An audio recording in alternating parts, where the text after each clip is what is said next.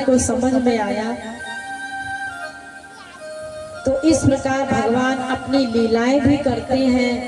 वो जितनी भी लीलाएं करें वो सब पराशक्ति के द्वारा करते हैं, योग माया की शक्ति के द्वारा करते हैं। चाहे वो पाप करें चाहे पुण्य करें, उनको कुछ नहीं छू सकता, वो उससे परे होते हैं। ये पाप पुण्य के अंडर में तो हम लोग रहते हैं जो माया के अंडर में है, उनको पाप पुण्य छू सकता है। भगवान और संत महापुरुष को पाप पुण्य नहीं छूता। जो माया से परे हो गए हैं उनको पाप पुण्य नहीं छू सकता। इस प्रसंग में एक प्रसंग मुझे याद आ रहा है, मैं आप लोगों को बताती हूँ तो आप लोगों को ज्यादा अच्छे से समझ में आ जाएगा। एक बार गोपियों को किसी व्रत का पारायण करना था। सब की सब श्री कृष्ण के पास गई और उन्होंने श्री कृष्ण से कहा कि कोई ऐसा ब्राह्मण बताओ कि जिसको भोजन कराने से हमें कई ब्राह्मणों को भोजन कराने का फल मिल जाए। तो ठाकुर जी ने कहा, यमुना के उस पार हमारे गुरु हैं जो कि दुर्वासा ऋषि हैं, अगर उनको भोजन करा दोगी तो तुम्हें कई हजार ब्राह्मणों को भोजन कराने का फल मिल जाएगा। तो गोपियों ने कहा ठीक है, बढ़िया है।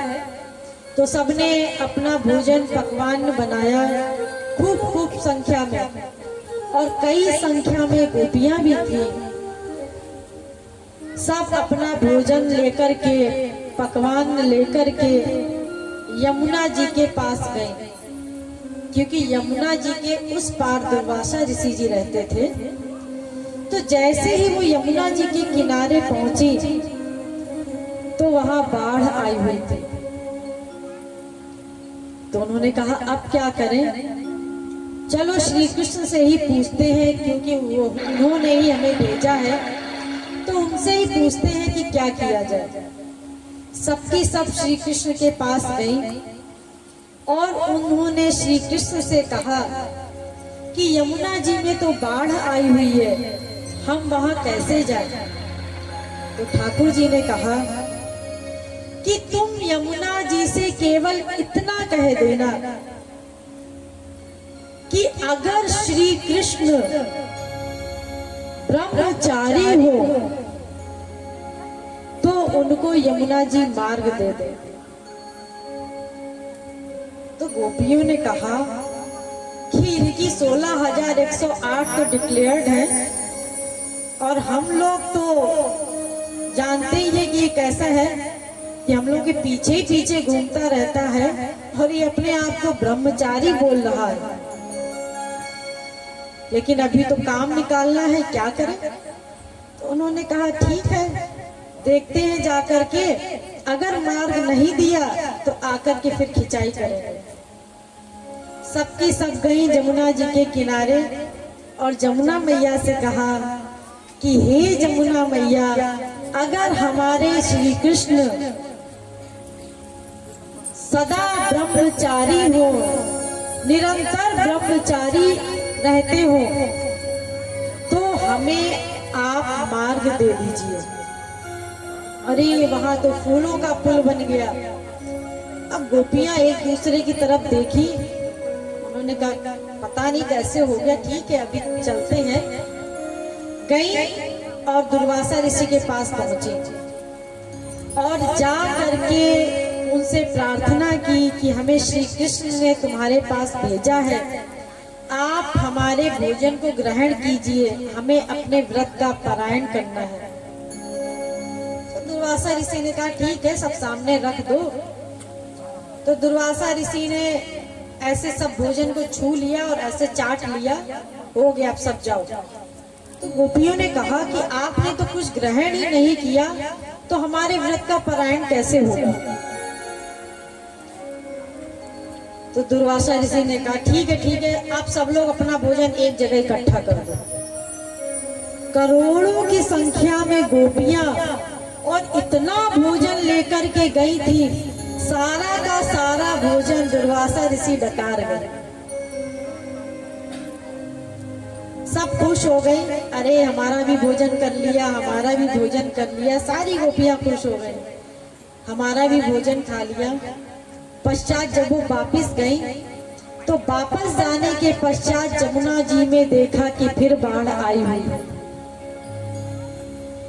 अब जब बाढ़ आई हुई, अब क्या करें? उन्होंने कहा ये तो हमने पूछा ही नहीं कि जब वापस आते समय बाढ़ आए तो हम क्या करेंगे। तो उन्होंने कहा ठीक है, इनके गुरुजी से ही पूछते हैं कि क्या किया जाए। तो सबकी सब गोपियां दुर्वासा ऋषि के पास पहुंची। उन्होंने कहा जमुना जी में बाढ़ आई हुई है, हम क्या करें? तो उन्होंने कहा दुर्वासा ऋषि ने कि तुम यमुना जी से केवल इतना कह देना कि अगर दुर्वासा ऋषि ने दूब घास के सिवा पूरे जीवन कुछ भी खाया हो तो हमें मार्ग दे दो। दूब घास एक घास होती है, आप लोग जानते हैं। दुर्वासा ऋषि केवल उसी को ही खाते थे और कुछ नहीं खाते थे, इसीलिए उनका नाम पड़ गया दुर्वासा। तो उन्होंने कहा कि तुम केवल जमुना जी से इतना कह देना कि दुर्वासा ने पूरे जीवन दूब घास के सिवा कुछ भी खाया हो तो हमें मार्ग दे दो। गोपियों ने कहा हमारे सामने सारा खाना डकार गए, अब कहते हैं कि कोई ये दूब घास के सिवा कुछ भी खाए, हमारे सामने भोजन किया। ठीक है, काम निकालना है। गई सबकी सब यमुना जी के किनारे और कहा हे जमुना मैया, अगर दुर्वासा ऋषि ने पूरे जीवन दूब घास के सिवा कुछ भी ना खाया हो तो हमें मार्ग दे दे। फिर फूलों का पुल बन गया। अब गोपियों ने सोचा कि उन्होंने कहा कि पूरे जीवन अगर ब्रह्मचारी हो तो मार्ग दे दे, और इन्होंने हमारे सामने खाना खा गए और कहते हैं दूब घास के सिवा कुछ भी खाया हो।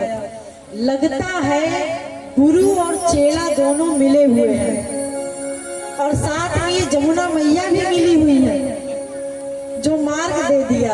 और सबकी सब ये कहते हुए हंसते हुए चली गई। उसके पश्चात सबकी सब गई श्री कृष्ण के पास। उन्होंने अपनी शंका का समाधान किया तो भगवान श्री कृष्ण ने उनको बताया कि हम यानी कि मैं और जितने भी वास्तविक संत हैं वो जो कुछ भी करते हैं वो योग माया की शक्ति से करते हैं। यानी कि जो वास्तविक संत होता है और जो भगवान होते हैं वो जो कुछ भी कार्य करते हैं वो सब योग माया की शक्ति से करते हैं।